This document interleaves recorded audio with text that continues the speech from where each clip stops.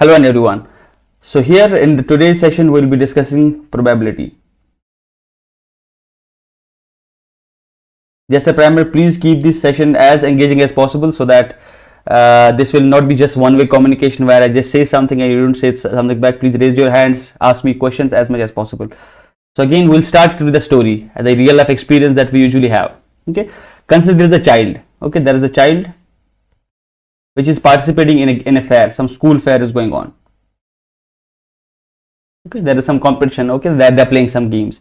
This child is actually going to this game booth where he's playing some game. The parent observes that. Okay, and he strikes up the conversation with the booth operator. Okay, now we have a child and child is accompanied by the parent. So child is excited actually to win the prize. So there is a booth. Let's suppose this is some booth like this. So child is actually wants to play a game, and parent is striking conversation with this booth operator. So the parent says, "Excuse me, what is the chance that my child win the prize in this game?" So he asks this question to the booth operator. The booth operator says, "Oh, it depends on their luck and skill. This game isn't easy." Okay, do focus on the word luck, skill. And then the parent again says, "Sure, but roughly speaking, how often do people win?" Okay, the first thing that you saw is he gave a qualitative answer. I am also dissecting the story so that once you are in situations like that, you can dissect the things like I am doing it right now. So parent is asking question to the booth operator, what is the chance that my child will win a prize in this game? So the booth operator said it depends on the skill and the luck. Okay, and then parents asked a direct question. He said, but roughly speaking, how often do you want? And he gave a qualitative answer. And now parent wants it to quantify. So he wants him to give some metric, some number, so that he can sort of guess how much is the chance. Okay, and again you can see the word chance is there. Now operator says, well, in every 10 players, about 3 walk away with the prize. So what he says now, he gave some metric. He said if 10 people play this game, so 3 win the prize. Okay.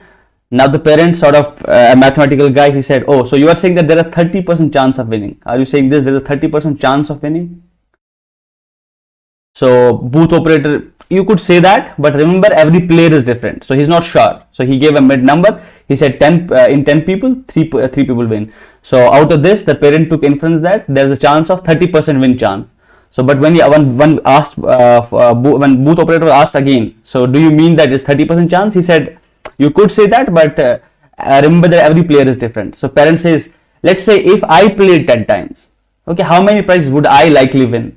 So okay, so he shifted to the people to these trials. So he said, if I am the only one who plays these things 10 times, so how many prizes would I likely win? The operator says on average probably about 3.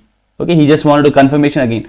And parent says, okay, then I'll bet you $5 that my child will win the next round. So because he thought that there's a 30% chance, okay, and probably his child played a lot of games, so he said, I'll bet $5 that he'll win the next round. Would you take the bet? Would you bet on me with this? The booth operator says, I would charge you extra if because you are clearly optimistic. So I just wanted to bring this conversation because many of the times you'll encounter such conversations where you will have the things like certainty, uncertainty, luck, chance, and things like that. Okay, so this is what probability deals with. So what now probability does? So there everywhere you see within the conversations that you and me even do, I use a word a lot of times, probably. I'll say probably this might happen, this and that. So this uncertainty is surrounded everywhere. So in the whole of this world, so in the heart lies this uncertainty. Okay, so you have to navigate because there is this fog of incomplete information. Okay, so I'm saying, so in every situation in life, most of the things are uncertain. Okay, so where is this uncertainty coming from? So this uncertainty actually comes from lack of information.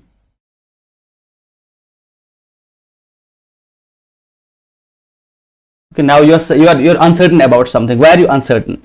The point is probably you lack some information about that situation. And let's say if I toss a coin, if I'm saying I'm tossing a coin, whether it will be head or a tail. So usually you will say there's a 50% chance. So you can see that there is uncertainty. Why is there uncertainty? Because I do not know all the 4 segments of the coin. If I could know the complete information, if I could know, let's suppose, the weight of the coin and the gravitational pull, and how much is, let's suppose, the density of the air density, and the point of contact at which the coin was hit, and how many flips will it take, the force with which it was hit. If I know every parameter that is affecting this thing, that is affecting the flip of the coin, okay, so if I know all these parameters, so what I'm doing is I'm basically removing this lack of information. The more I remove this lack of information, the more certain I'll get. Okay, so this is one way of looking at probability. So the probability basically means if you are in a situation where you have a lot of things to know, but given the human capabilities and given the inherent nature of the problem, sometimes it's not possible that we'll get to know all the information that is impacting an event or that is impacting a situation. So there is some uncertainty involved. So what I said is, because of that lack of information, we are basically in this situation where we have this uncertainty. That's why the probability comes from. Okay, we saw that in the conversation as well. So when the parent and the booth operator were conversing, so they were using these terms, chance and this and that. Why were they using this? Because there was a lack of information. Okay, so even let's suppose if they were playing a fair in which they were maybe rolling a die, some game of that sort, and they do not know when you are rolling a die what forces do act on that, and how is the outcome dependent on all the things. And some things are actually, there are unknowns which are unknowns. Okay, sometimes you don't know what things to know about. Okay, so I'll write this thing.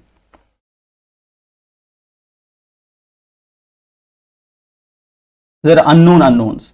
Okay, sometimes you let's suppose if I said in terms of this coin, I said we can calculate forces, we can do this, and at least I was knowing the things which were unknown. So I need to know about the force. That I knew the thing that the force is there, but that was unknown for me because I don't know the exact number or exact unit of the force, exact amount of the force that was applied.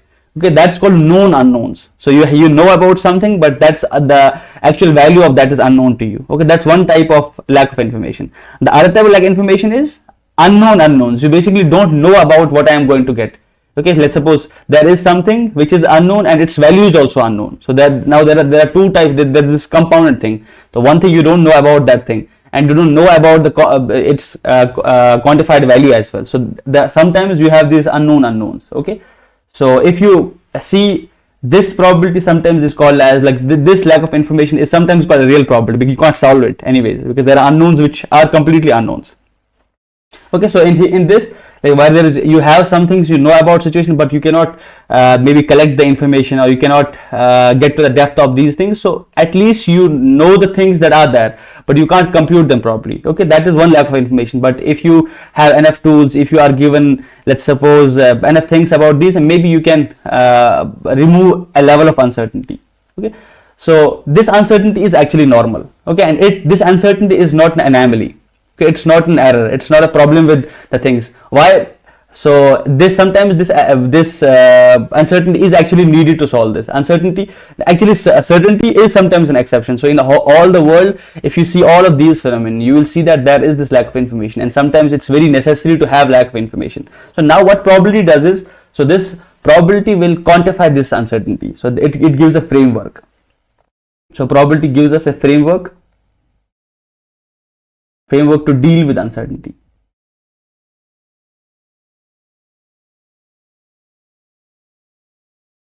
This is where the probability came from. Now you actually need a language to describe something. So let's suppose we are speaking right now and we speak English. When you speak with the computers, you speak a language that computers can understand. So now, in order to deal with this uncertainty, you should have a framework in order to quantify this. Okay, so I'm using the word quantify constantly. So by quantifying, I mean I should precisely say, okay, this is how much uncertain I am. Okay, and this is how much lack of information I do have. So that's why I'm saying. So why I'm saying that this probability is actually the probability that will deal with, if there is unknown. So you cannot use probability again there, because you don't know how much uncertainty. Let's suppose if you are doing an experiment, you don't know the outcome of the experiment. So this problem is totally unknown to you. But sometimes you know the outcome, but you don't know what thing will happen. So there you have known unknowns. You know the things that might happen, but you don't know in what order they'll happen, or which is more likely to happen. But sometimes there are unknown unknowns where you don't know what will happen. Okay, so in the first case, it's easy to deal with them. Now this, if you see this uncertainty, let's suppose, now at the core of this, the probability is actually the measure of the likelihood. I'll again use these terms, likelihood. So it is using this likelihood. It is saying how much likely a thing is to happen. I'll just throw the terms at you. After that, we'll get into maths and we'll define each of the term in well detail, and we'll quantify them in a better manner. So let's suppose sometimes you might have heard the probability of rain today is this percent. Okay, the odds of rolling a die. So you might use term odds, the probability, chance. All of these things are loosely used. So when we speak usually in day-to-day life, so they are used loosely used terms. So now in order to somehow have a notion where if I say something, you also mean what I mean, you also understand the same thing. So you should somehow agree upon certain things. So for that we have this probability theory. So this probability theory is now the framework. So what we do is, now you are not loosely defining them, you are giving a proper definition to them, so that if I say something, you understand the same thing what I meant. Okay, that's where this probability comes in. Any questions still here? Any questions?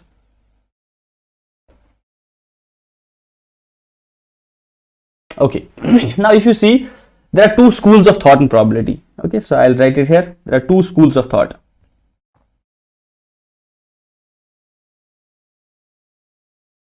Okay, from here it will start getting interesting. The first school of thought is called as frequent test approach problem, or frequent test school of thought. So in frequent test approach, what they say is, they say if you have to do something, you keep on doing it, and keep on seeing the observations. So that's why it's called frequent test. Why? There is a concept of frequency. So I'll write it first is frequent test, maybe school of thought. I'll say school of thought.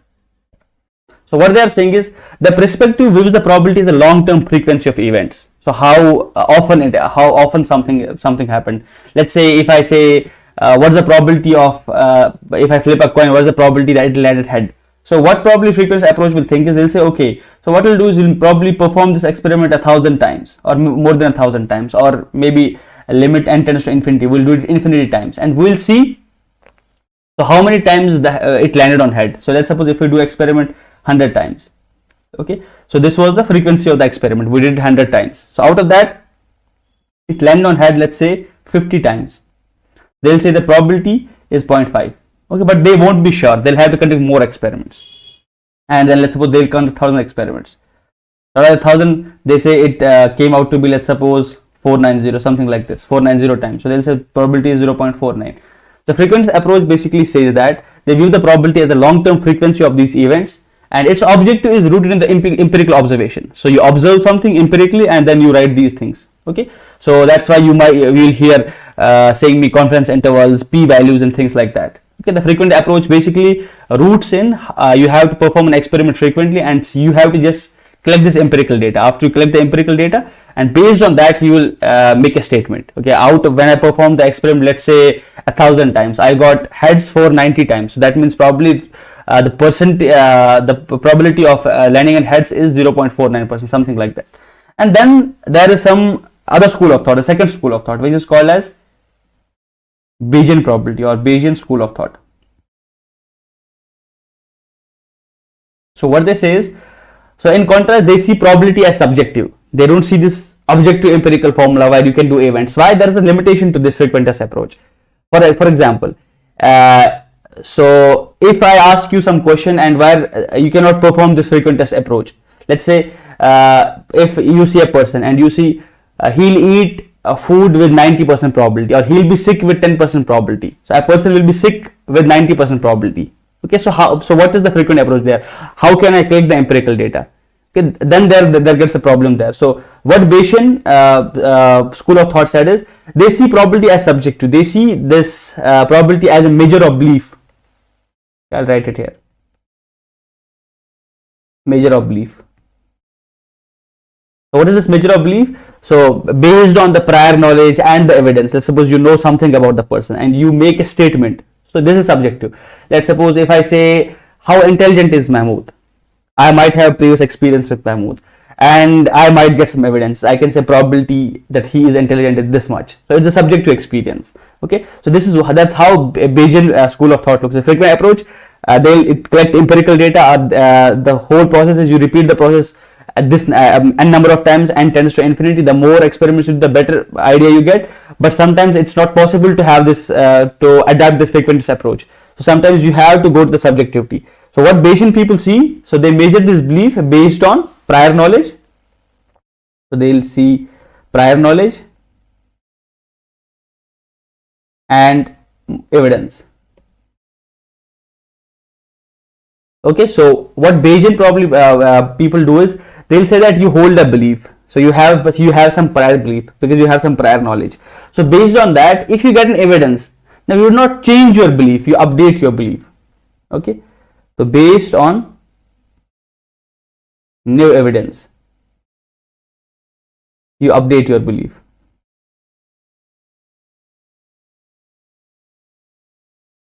Now once I spoke about belief, it becomes subjective. Okay, so prior knowledge of the people will be different. So that's how the Bayesian people look at it, and there is a whole thing about this. We have in machine learning, we have different Bayesian mechanics also. Okay, so I'll just do a thought experiment with you so that I'll get these two things clear. I'll get the frequentist approach and the Bayesian approach clear with you. Give me a second. Okay, this is a famous problem. It is written in many books. So there were two, I think they were psychologists, Daniel Kahneman and Amos Tversky. So it's very hard to pronounce their names. Okay, so I'll give you a description. Now you have to answer me. So because I told you both the approaches, I'll give you a description of something. Okay, so I told you frequentist approach, I told you as well as Bayesian approach. Now what you have to do, I'll give you a description of a person. So let's suppose call that person, let's suppose Linda. This is the name of the person. Now I'll make a statement about Linda and I'll ask you questions whether the guy is a farmer or a librarian. So I'll ask you, the question is this. So I'll give a description. So here I'll write the description over here. And the question I'll ask is that, is it a librarian or a farmer? Okay. So this is the question that you have to answer. So now I'll write the description. The description goes like this. Linda, she is quiet, organized, and introverted. She enjoys reading books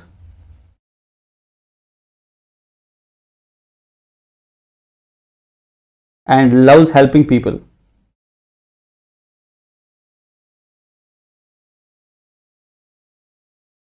She has a strong attention to detail. She has a strong attention to detail and prefers solitude. And prefers solitude over social gatherings.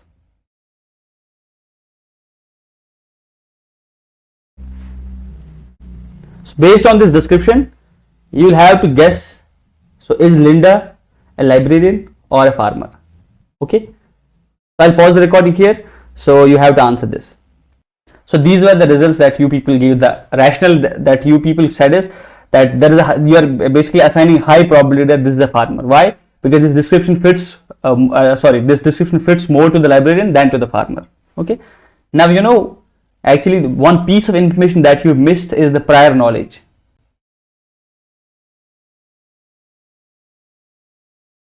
Okay. So what is this prior knowledge?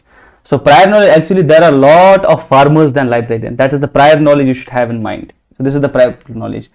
There is at least, I think the example that they give in the book, they said there is a 1:20 ratio. Okay.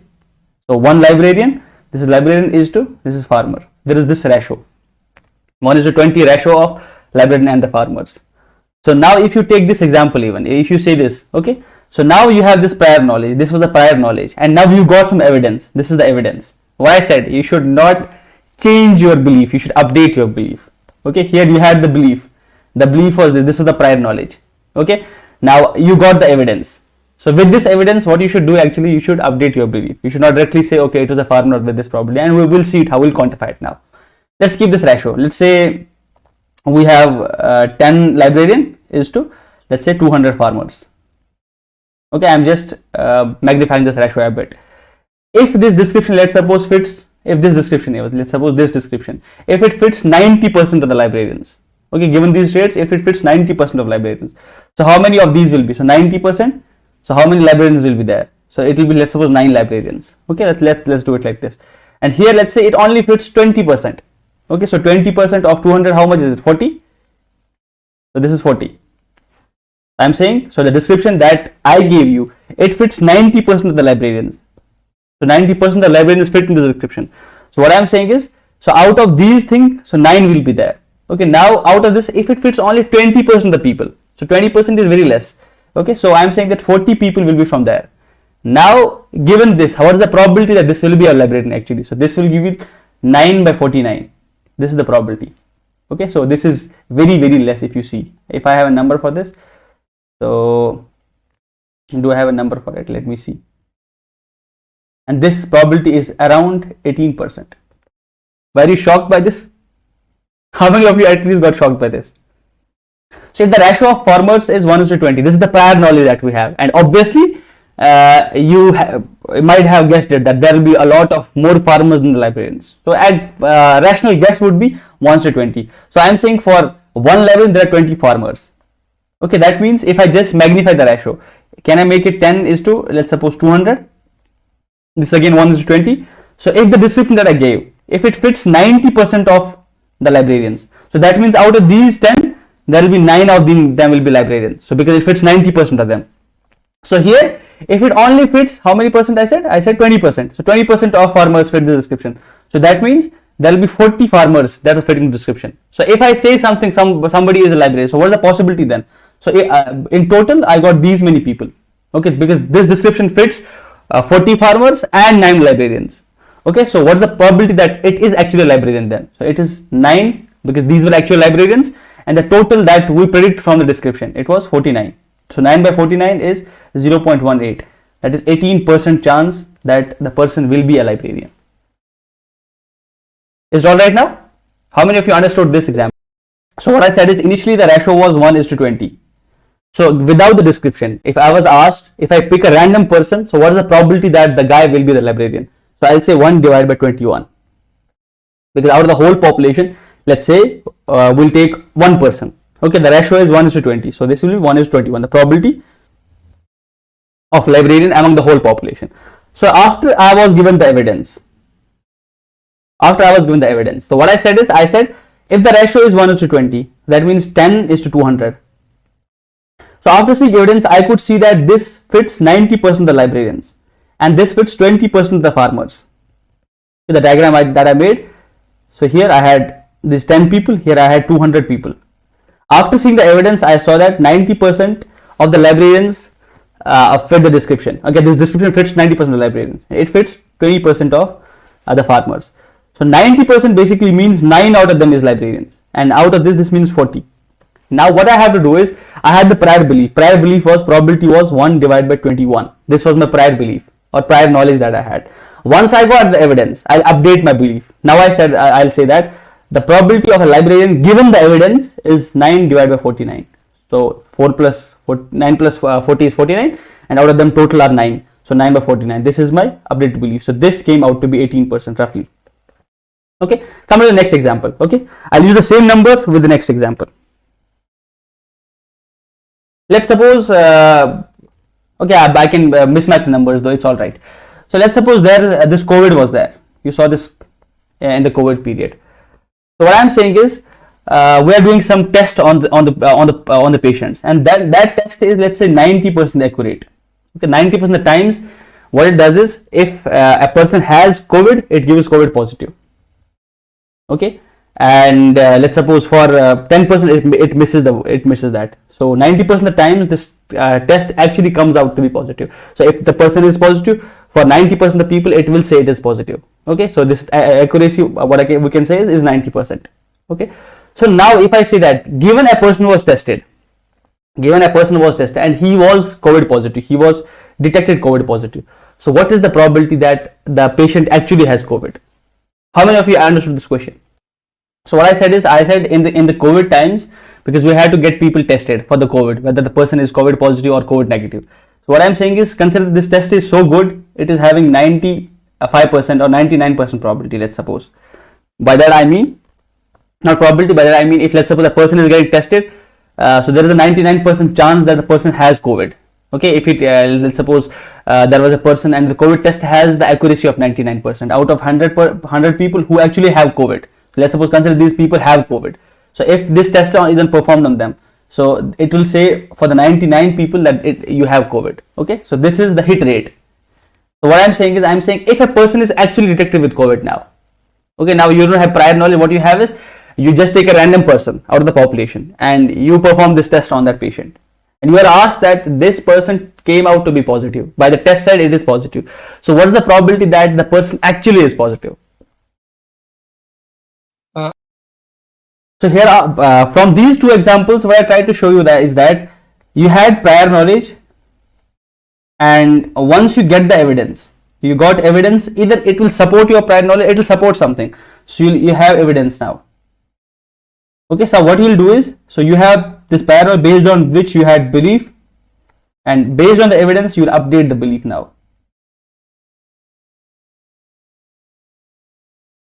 Okay, a good question that was asked by Arshad is that even if you see this test is very accurate, 99% let's suppose accurate, there is only 1% chance that it will be wrong. So why does it matter so much? The answer to that is, if you see these non-COVID people, if you see the people, if it makes only 1% problems, 1% misclassifications, so among these people it will be a huge number, and that huge number will contribute to the probability. So if you see this Bayesian thing, so any decision that you take, any decision, so you should somehow think about the prior belief. I had the prior belief, now I got the evidence. Okay, and the question that was asked is, because it's subjective, the prior beliefs might be different. So for that I said prior beliefs might be different, but if people somehow live in the same society, the prior beliefs will be having in the same ballpark figure. So the example I gave over here is, so because some people will believe that the ratio of farmers to the librarians is 1:20, some will believe that 1:15, some will believe 1:14, but always people who are living in the same society will think that farmers are far greater than librarians. Okay, and this will be the thing agreed upon. Okay, and because of that, that's why this Bayesian probability or Bayesian school of thought, it works. Okay.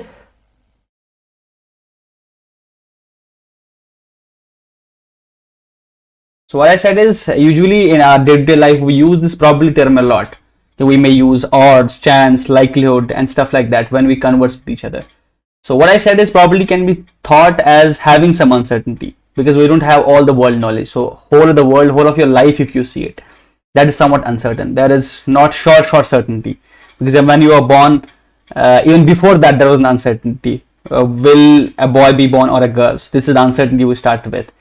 And after that, when you were born, let's suppose, and then you had uncertainty about, okay, today he is maybe good or he or she is healthy, what might happen tomorrow. Okay, all of these possibility of the possibilities were there. So the take away thing is that most of the things that you do in your life is uncertain. So why is it uncertain? So uncertainty comes because of lack of knowledge. Because you lack the knowledge about something. So what I said is, this lack of knowledge can be of different types. So what you can do is, you can have some known unknowns. So by that I mean, if you know a thing and you don't know its maybe quantitative value, but qualitatively you know what stuff it is. Okay, that's known unknowns. So the example that I give you, you have coin, let's suppose, and you are flipping the coin, and somebody asks you if it doesn't had a tail. So if you know all the principles that govern it, so we know, let's suppose if we live in a classical world where the Newtonian physics apply, so we'll say, okay, tell me the weight of the coin, tell me the pressure that is there in that room where you're flipping it, tell me the point of contact, where you have the point of contact with the coin, and with what force are you hitting the coin. So if you know all of these terms, so these are known things, but these are qualitative known things, but quantitative you don't know these things. Okay, so you know them qualitatively. You know them, all of these things. What I said is force, okay, and then I said point of contact, pressure, etc. So different things will be there. So I just describe these things qualitatively, but I don't know them quantitatively. I don't know the metric by which I can tell, okay, this much force and this much point of contact, this much pressure. So, and given that all of these things do affect the flipping of the coin, so you have the known things, but these are unknown to you. Okay, these are known unknowns. So that's where probability comes in. So now you have lack of knowledge. Because of that, you become uncertain about a thing. You have uncertainty. So now after this, what you do is, you say, okay, I don't want to get more knowledge about this. I can somehow handle this uncertainty. What I can do is, can I create a framework based on which I can model this problem, and I can maybe handle this uncertainty. So that's why probability kicks in. So this is a framework by the help of which you model this uncertainty, and you have a way now to quantify this uncertainty. And then second thing I said is unknown unknowns. Unknown unknowns. What is this?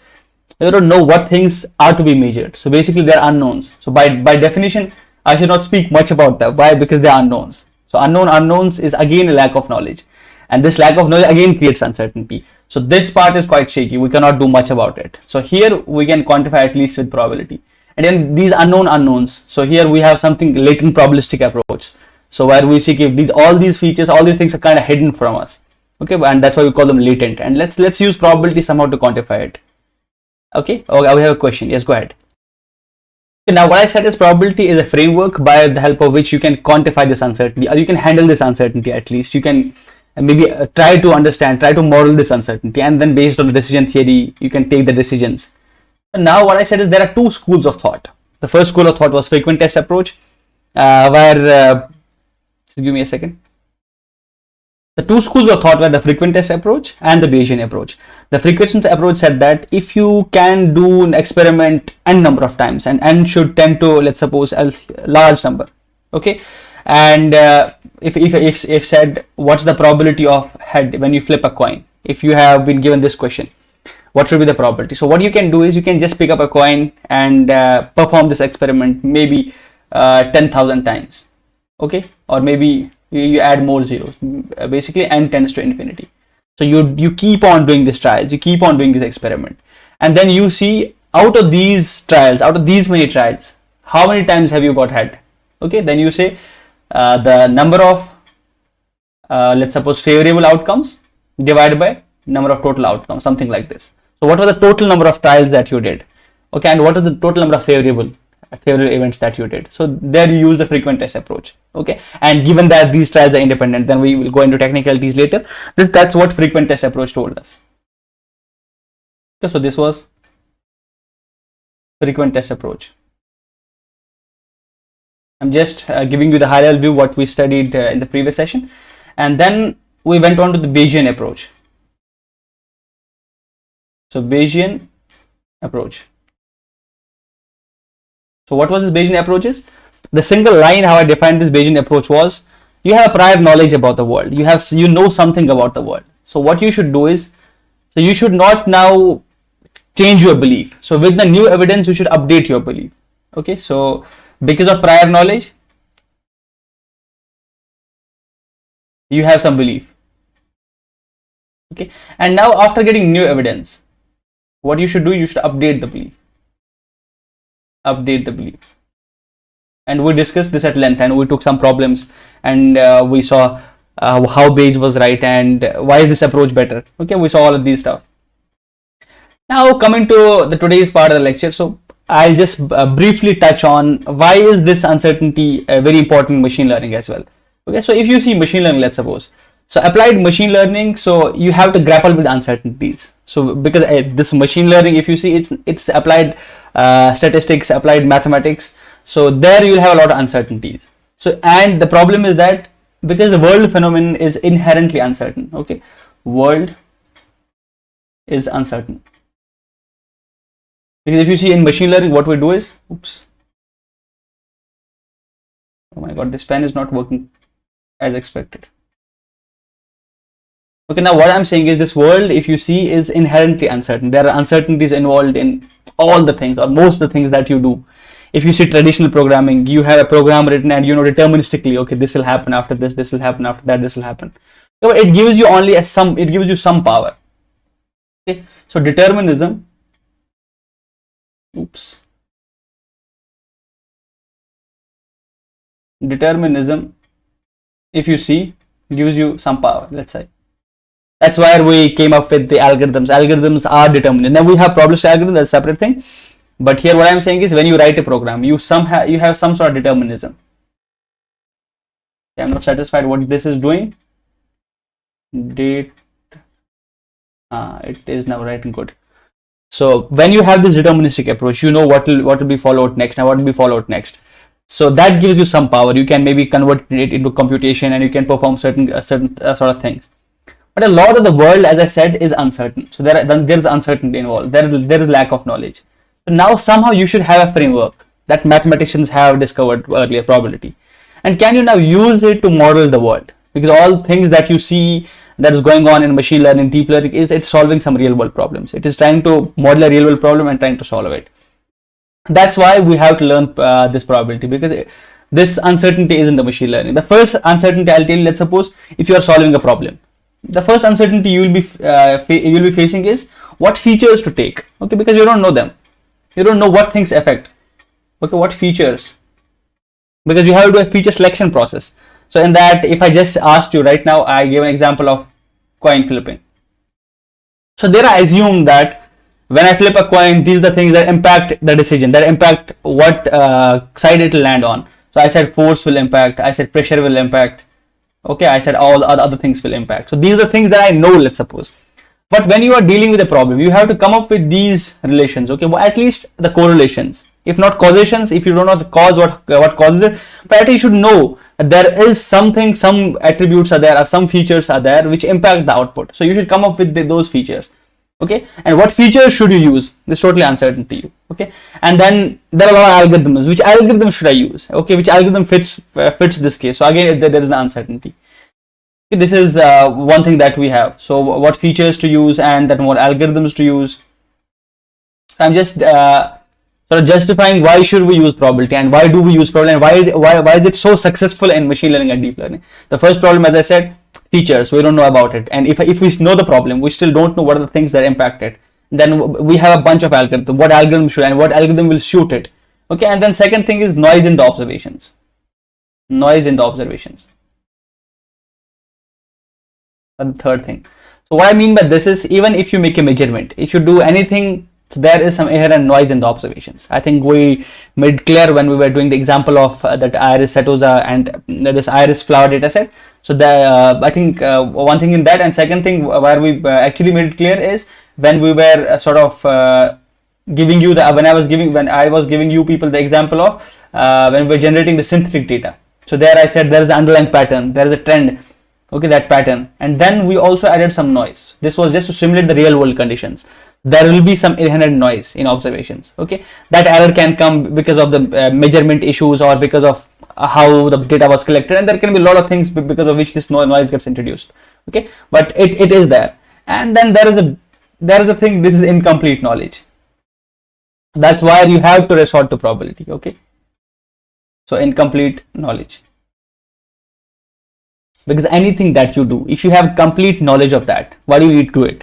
Okay, the question is that if you beforehand knew, okay, this is the phenomenon and these are the things that affect it and this is how it affects, so you had a complete knowledge, so there was no requirement of solving the problem. But now you have the incomplete knowledge about a thing. That's why you want to complete that knowledge. At least you want to go closer to the ground truth. Okay, because of this inherent incomplete knowledge, you resort to this. Now what I said is, I said incomplete knowledge means uncertainty. So if you have lack of knowledge, this means uncertainty. Uncertainty. So incomplete knowledge or lack of knowledge means uncertainty, and in all the problems of machine learning, so you will have an incomplete information by definition. Why by definition? Because you cannot get all the data. So these are data centric approaches that we use.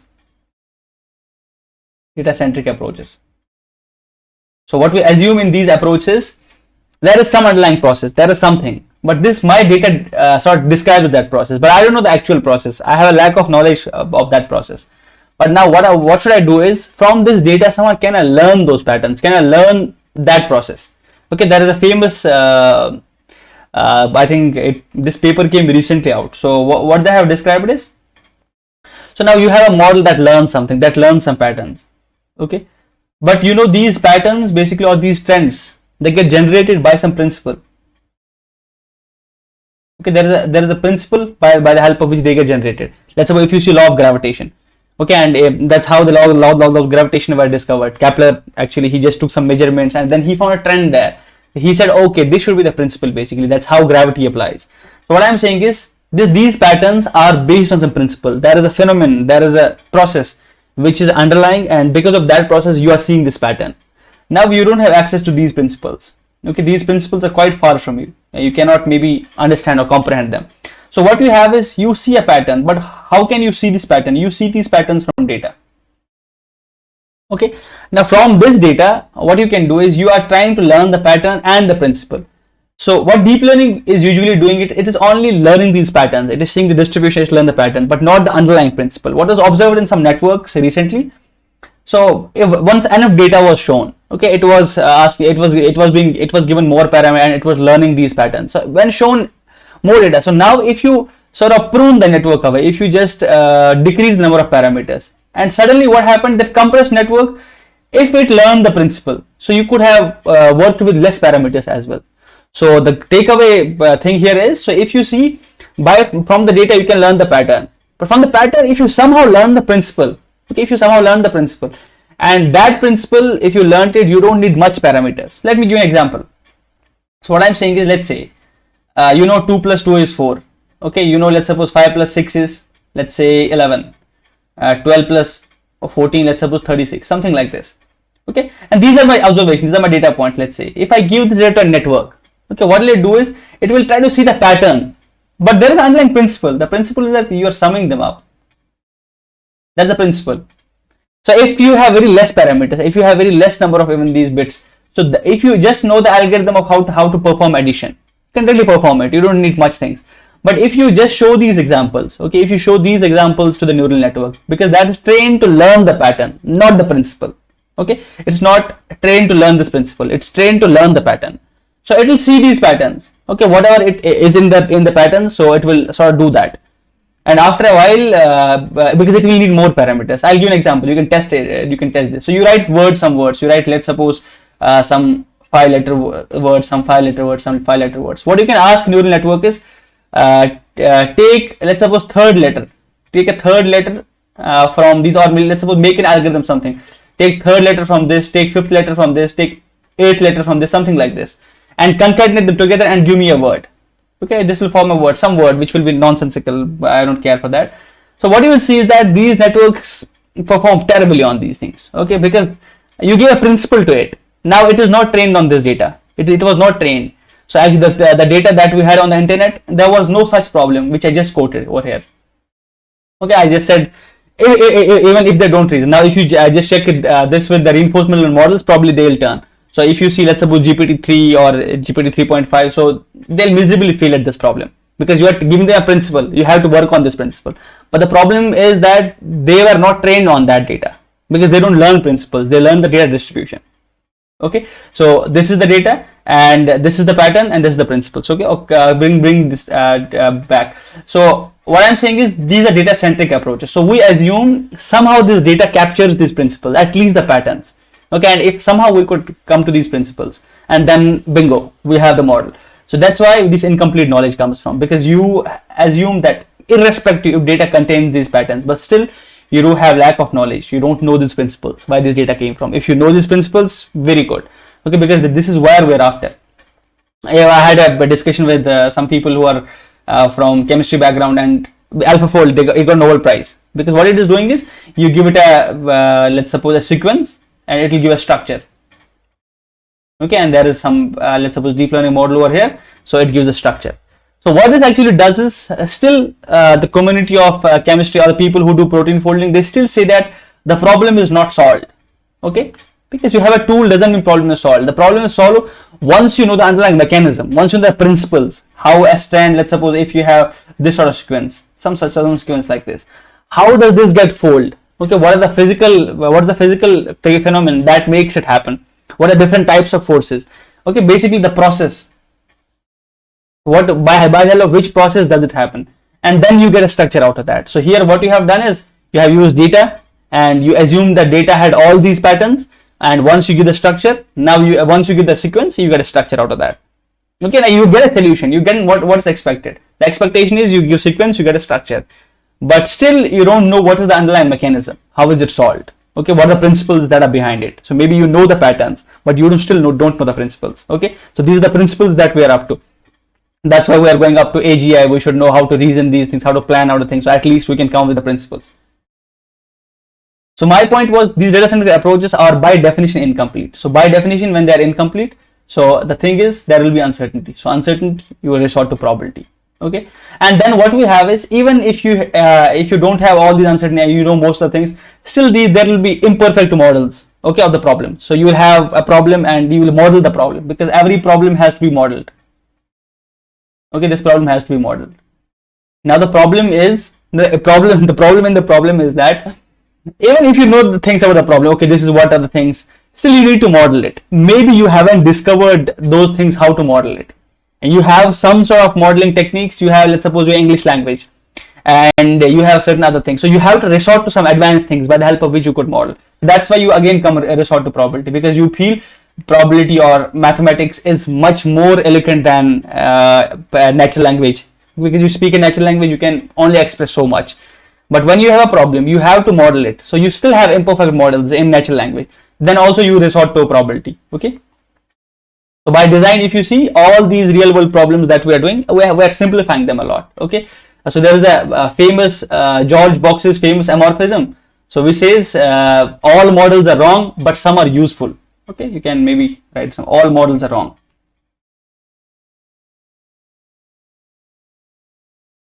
Okay, this makes a comment that everything that you see in the world is wrong, and then but some are useful. Oops.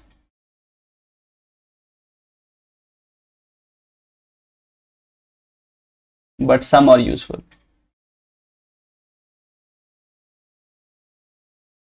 So this was said by George Box.